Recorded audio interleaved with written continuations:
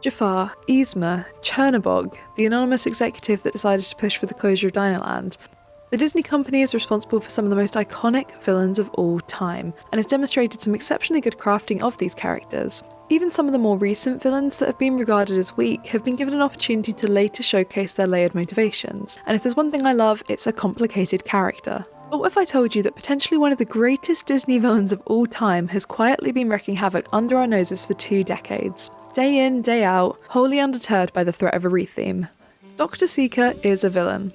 But that's something you never thought you'd hear me, a dinosaur fanatic and Dr. Seeker Halloween costume wearer, say on this channel, but let's discuss. How does Dr. Seeker slot in amongst some of the most nefarious, malicious and evil characters in Disney history? Webster's defines a villain as the following. 1. A character in a story or play who opposes the hero. 2. A deliberate scoundrel or criminal. Or 3. One blamed for a particular evil or difficulty. And while Dr. Seeker has no obvious hero to oppose, and depending how you perceive the broader dinosaur lore, he may actually be opposing the villain, he could certifiably be defined as a villain for his deliberate scoundrel or complete situational blame alone. But in this video, we'll be exploring the true extent to which the overzealous Dr. Seeker is a villain, considering the motives behind and the execution and the consequences of his actions. This video essay is best described as a glorified character analysis, highlighting his strengths and shortcomings while desperately dissecting his unwavering commitment to his goals. If you haven't already been on Dinosaur, not only is your window of opportunity tragically fleeting, but you'll definitely have some of the experience spoiled in this video. While the majority of the ride's experience does come from the animatronics and the set building, I'll be doing an in-depth dive into Seeker's behaviour plus the ride itself, so I'd recommend riding it if you still can depending on when you watch this video, and reporting back here following that experience if you'd prefer not to have it spoiled. But before we begin, I'm Jo, and if you're interested in theme park history, hot takes and stories of the weird and wonderful sides of visitor attractions, this is the place to be. If this is the kind of content you're interested in, be sure to subscribe to my channel and turn on your notifications so you don't miss out on any upcoming content. I'd also quickly like to shout out for the love of theme parks for the inspiration for this video. Initially, I was completely taken aback by this seemingly absurd hot take, appearing only as a throwaway line in a wider video, but quickly came around to the idea, thus birthing this video. Now, without further ado, let's get straight into it, discussing whether Dr. Grant Seeker from Animal Kingdom's Dinosaur ride truly is a villain. Before we establish the extent of his scoundrel, we must first establish his identity. So who is Dr. Seeker? Dr. Grant Seeker is a scientist known for his appearance in Dinosaur the Ride, which currently, but not for long, sits comfortably in Dinoland USA at Disney's Animal Kingdom. Grant works as an employee of the fictitious Dino Institute in Diggs County, Florida, under the direction of Dr. Helen Marsh. Seeker's most notable endeavour was his iguanodon retrieval mission, in which he sent a time rover full of individuals back to the Cretaceous period, moments before a meteor shower which resulted in the Cretaceous-Paleogene extinction event, and can be experienced at the time of publishing this video on the previously mentioned dinosaur ride at Animal Kingdom. His hijack journey brought guests face to face with dinosaurs, including predators, and straight into harm's way. He'd previously defied orders to try and collect the iguanodon by taking an unauthorized field trip, and been banned from going on further expeditions, hence why these subsequent events occurred. He's got his wits about him, is competent enough to succeed in his role and conduct his own research on the side, and he's clearly got a sour taste in his mouth when it comes to authority, but he knows how to play the game. Because of all of these actions and distinct personality traits, he makes the perfect subject to analyse and to be the focus of this video, so we'll be determining the villainy of Dr. Seeker and the extent to which he acted deliberately, thus characterising him as such. Before we begin with the character dissection, I'd like to establish our 3 core information sources for this video, just in case you haven't seen them as I'm using some deep cut content here. All of the information I have on Dr. Seeker comes directly from the Dinosaur pre-show, about 10 lines of dialogue from the ride, and a 50-page novella titled Disney Chapters Animal Kingdom Countdown to Extinction by Barbara Gaines Winkleman, which was published a month after Animal Kingdom opened. So while, as always, I've done my best to root everything in fact, there may be a few stretches or assumptions made about his character throughout this video, just due to the lack of source material available. But in his short 3-minute spiel, we learn a lot about Dr. Seeker, which we'll be using to analyse his behaviour and character throughout this video. Our first source is the current incarnation of the Dinosaur ride. In this version, you'll interact with Dr. Seeker both in the pre-show and the ride itself, as he narrates the ride experience throughout. But before this, there was Countdown to Extinction, and then before that was our secondary reference, the earliest test version of the ride, the soft opening, which presumably originated in early 1998. This short-lived incarnation operated prior to the ride's official opening and has some major differences in terms of ride dialogue, although the pre-show was identical. In this version, Seeker is a lot more apathetic and laid back about the whole trip, better matching his pre-show persona. We hear him downplaying the severity of the problems being faced, including a few near-death encounters, and generally just seeming unbothered throughout. A highlight of the dialogue for me is when Seeker tells the computer that she worries too much upon the asteroid impact being announced. In both cases, Seeker is at least a little bit reckless, with his character remaining pretty consistent, but the soft opening audio really highlights his pursuit of ambition and his disregard for cannon fodder, aka the riders. The soft opening audio was reportedly cut as it didn't perform well with riders, who were left feeling narratively confused and unfavourable towards Seeker, but I decided to keep it in as part of our character reference anthology, as Seeker's characterisation remains consistent even in this cut media. And then our final entry to the Seeker canon is the 1998 Chapters Countdown to Extinction book, which was released a month prior to the ride's debut, heavily indicating that it was worked on prior to the ride's opening, if not prior to the ride recordings. While the majority of the content is the same, being as it effectively tells the story of the ride, it offers some interesting tweaks to dialogue and, most importantly, a bit of otherwise lost Seeker lore. Most notably, an insight into his family life. We're told that Seeker has a sister, and we're also introduced to Will, Grant's nephew, who spends the summer with Grant while his parents are away on a dino dig in Asia. Will's core goal for the summer was to get Seeker to notice him and to speak to him about something other than dinosaurs, so, in order to achieve this, Will decides that he'll go back in time to retrieve the iguanodon himself to get Grant to like him. In one of our only third-person accounts of Dr. Seeker, he's described as being obsessed with dinosaurs and perceiving his own nephew, and presumably extending to people as a whole, as a distraction to his work. Without spoiling too much of the contents of this exciting series entry, Will's dropped right in the middle of Seeker's work and continues to defend his character despite being in clear danger as a result of his actions, stating that Uncle Grant wouldn't send them back if he didn't think it was safe. When Dr. Marsh tries to wrestle back control by attempting to shut down the Time Rover mission and citing a security breach, Grant nonchalantly shares that it was too late as the vehicle was past the point of no return. Following the life-threatening endeavour, Grant describes Will as his favourite nephew, but only after he puts him in extreme life-threatening danger, and Will shares that the pair are now as close as can be. And I think that gets us up to scratch and puts everyone on the same page. From start to finish, across all available media, Dr. Seeker's intentions are clear. He wants to get that dino, no matter the cost, and he tells us as much in his signature catchphrase. Seeker's consistency is something which both aids and hinders our case, but more on that later. Described as obsessed with dinosaurs, specifically the iguanodon, Seeker is noted to only talk about dinosaurs and willing to not only endanger those around him, but also happy to accept self-endangerment from others without refute or hesitation, with Will, a child, literally endangering his own life for the approval of this uninterested adult. Similarly, while Dr. Helen Marsh, the leader of the Dino Institute, was eager to put an end to Seeker's unsafe and unregulated field trips, he was driven by the same desire to undertake his research and defied her, his superior, to achieve this goal. But why did it matter to him? On a deeper level, perhaps Seeker would have been driven by the esteem and glory associated with completing the research, and with being the celebrated iguanodon expert. The whole journey may have been little more than a vanity project for him, with the resulting benefits simply serving to make him look good. Perhaps his need for getting the dinosaur was never really about the dinosaur, but rather the associated benefits of completing the extraction. Or alternatively, due to his stubbornness and quick-witted nature, he may have been acting out of spite, and I don't think it would be completely out of character for Seeker to do this simply because he was told he wasn't allowed to. Or perhaps his defiance was a rejection of the Dino Institute's commercialisation following the introduction of civilian-friendly time travel, as if to say, if you're allowed to use the system in a way it wasn't intended to be used, so can I.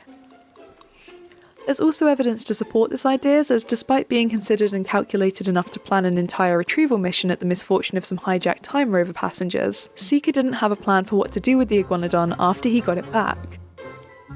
In the ride version of events, there's a video loop which shows Seeker as he tries to desperately hide from the dinosaur and shuffle officials away from it as it roams the hall of the Dino Institute. While in the book, the dino is ominously kept outside the Institute as Will and Seeker's special project where they take care of him. In both cases, there's fair indication that there were no foundations laid for what came after. My final suggestion for Seeker's motivation could be that he truly believed that he was opposing some sense of evil, and in defying these orders, he's actually acting with good intentions, thus undermining the villainy outlined above. So now that we know what his intentions and the driving factors are, let's analyse his behaviour. While he reels off information about ride safety, he's aloof, unfazed, and arguably the least convincing of any pre-show narrator I've ever seen. likely the result of, in the pre-show version of events, being watched over by Dr. Marsh. Despite what he's contractually obliged to say, he really does not seem to care about the safety of the riders in the slightest. And the worst part? When the other riders in the rover express concerns about their safety, Will, in the chapter's book, states that Uncle Grant wouldn't send them back if he didn't think it was safe, which clearly he would. This highlights that Grant is compelling enough in his storytelling to convince others to disregard their own well-being and believe in his goals, but once again, uncaring enough to put a stop to things when facing danger. Similarly, in the chapter's book, Marsh comes over the radio and tries to shut down the Time Rover mission, citing a security breach. And in response, Grant nonchalantly shares that it's just too late and there's nothing they can do. By some stroke of luck, the rover makes it back safely, but in that moment he was really willing to accept without hesitation that his actions could have resulted in something catastrophic, and that there was nothing to be done. And as I've already mentioned, following the traumatic and life-threatening event, Grant goes on to describe Will as his favourite nephew, but only after he's put him in extreme danger. Will shares that the pair are now as close as can be, but fails to acknowledge the danger that his uncle put him in, which formed the foundations of the relationship. There are a few other examples of questionable behaviour demonstrated by Seeker across the source materials, the first of which was raised by For the Love of Theme Parks, who not only served as a springboard for this video, but also shared a really valid point. Seeker schedules the Time Rover to go back at night. Whether it's truly nighttime or the sun is just blocked due to the pre-apocalyptic dust from meteor strikes is unclear, but if it is the former, this indicates one of two character traits: inconsideration or incompetence. And which one it is dependent on whether he simply didn't think to send the Time Rover to daylight hours because it didn't impact his mission, or because he didn't know how to, thus indicating a serious skill issue. Hello, I'm just coming in with an editor's note. I found a video that did confirm that it did go back at night. One of the Imagineers confirmed it, and I don't know if that makes it better or worse. I think my point still stands. It was wildly irresponsible, and maybe it is still up for discussion. However, I will accept that perhaps this point could be redundant. Regardless of this, he recklessly endangered a group of people, day or night, for his own gain. And this is further demonstrated by the previously mentioned lack of post-retrieval plans. Then, upon the successful retrieval of the Iguanodon and return to the present, we see Seeker continue to prioritise his own wants, even going so far as to lie to Dr. Marsh and other members of the Institute about the existence of the Iguanodon, just so he can keep it. Now ask yourself, what does it take someone to completely defy instructions and, in doing so, put 12 civilians at risk multiple times an hour? And then, upon return, to ignore the danger they put said civilians in and continue to be dishonest about the situation once the missing Iguanodon escapes, lying consistently to colleagues and leaders. Considering this information alone, this is a character who must be deceptive, arrogant, short-sighted, perhaps even entitled. A character who prioritises their wants over the safety of others, who gambles with people's lives. He's doing what he perceives to be the right thing and acting with a broader intention, but is actively endangering everyone in his plight to achieve his self-serving goals. But what if he's not? A key question to consider in our discussion: is Seeker truly a villain, or is he simply incompetent? That's a big question to ask, but to begin to determine this, let's have a look into his intentions versus his execution. I, for one, wouldn't say he's incompetent. Short-sighted, perhaps. Acting without consideration of consequences, definitely. But incompetent just doesn't feel right. Across every depiction, regardless of situation, Seeker remains cool and calm, addressing any issues quickly and redirecting as necessary to ensure the job gets done. Additionally, he's clearly a celebrated academic, and has been conducting research for some time. Not to draw yet another Jurassic Park comparison on this channel, but he definitely has some Dennis Nedry energy. And in case you need a recap of that situation, Dennis is the main antagonist of the first Jurassic Park film, defying and undermining the company he's working for his own gain. The key difference here is that Seeker's research findings would benefit not only him, but also the same company whose orders he's defying. However, both Nedry and Seeker do share one trait: weaponizing their competency. As per Webster's definition, to be a villain, one must be deliberate in their actions, and although it's possible to argue that Seeker may not have been deliberate at all, I do think there's a slight overlap of deliberateness and delusion in this case. In his perception of events, Seeker did receive a personal reprimand for his previous time travel endeavours, but did not cause any lasting or tangible damage that we know of. He sees himself as having got into hot water for acting for the greater good, but is able to hop right back into what he was doing previously, albeit with a few workarounds. While other noteworthy time-travelling doctors are aware of the consequences of their actions and the potential dangers, Dr. Seeker does not seem to have this awareness at all. From his point of view, he's simply going back in time, achieving his goal and returning, a pattern which he also sees in the official time rover journeys. This could easily be the reason behind his linear action/consequence mindset. If, however, he were to see a tragedy unfold or have experienced an unexpected set of consequences, his perception could potentially be different. This is something I talk about in my Redesigning Dinoland video, and how, in my redesigned version of the Dinosaur ride, Seeker has to come face to face with the negative consequences of his actions. I was really eager in the retelling to explore how he would respond to crises, whether that blind optimism would waver at all, and how damaging the constant pursuit of greatness can be. But throughout it all, we stayed true to his follies, pride and ambition. However, to circle back, in order to achieve any of his goals, Seeker had to be competent enough to not only A, plan them, suggesting that this was a premeditated effort, and B, execute them, but also C, to manipulate the system in such a way that he could mask what he was doing for long enough to get away with it, indicating that he did in fact know that what he was doing was wrong, thus indicating culpability and therefore deliberateness. If he's not a villain, he's at least an antagonist. One thing I would like to throw out for consideration is the issue of premeditation. While nearly everything indicates that this was a preconceived and mostly well-considered scheme, I just can't move past the bringing a live dinosaur back without any plans thing, especially for Seeker, who is so aggressively good at his job. There's a vague indication that there are multiple mission controllers who run the tours throughout the day, ensuring that things run smoothly, and that Dr. Marsh's introduction is pre-recorded. If this is the case, the fact that she's wearing the same outfit in both the introductory and Seeker's live briefing video indicates that she came straight from her filming to put a stop to Seeker's endeavour. And sticking with the same theory, Seeker must have been assigned one of the first tours of the debut day, which, given his previous misbehaviour, seems like a massive managerial oversight. Perchance, instead of intensely plotting and scheming, he was unexpectedly handed the opportunity to achieve his goals, so took it. While this doesn't discredit his villainy, as by definition he certainly was responsible for the difficulty faced, it does suggest that without being given the chance by Dr. Marsh to act on his goals, none of this would have happened. And that in turn opens up a new discussion about the choices made by the also incredibly competent business magnate that is Dr. Marsh, including whether the whole pre-show was a ruse, created with the intention of fooling higher-ups and investors, but we'll save that for another day. Using the alignment system, I would say that Dr. Seeker falls under the chaotic good category. While nothing he does is even remotely lawful or, by its conclusion, well considered, I truly believe he's acting for what he perceives to be the greater good, and he only did what he did because he was handed an opportunity to do so.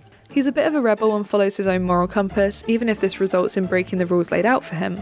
And while he acts in an individualistic way, avoiding authority and pushing the restrictions imposed on him, he's still driven by the pursuit of what he perceives to be the right thing. Undeniably, Dr. Seeker acted in a reckless, potentially damaging, egocentric way which he perceived to aid a cause greater than himself, but in doing so, perhaps jeopardises the autonomy of anyone else inadvertently involved in his endeavours. But does that make him a villain or simply an antagonist? That's for the comment section to decide.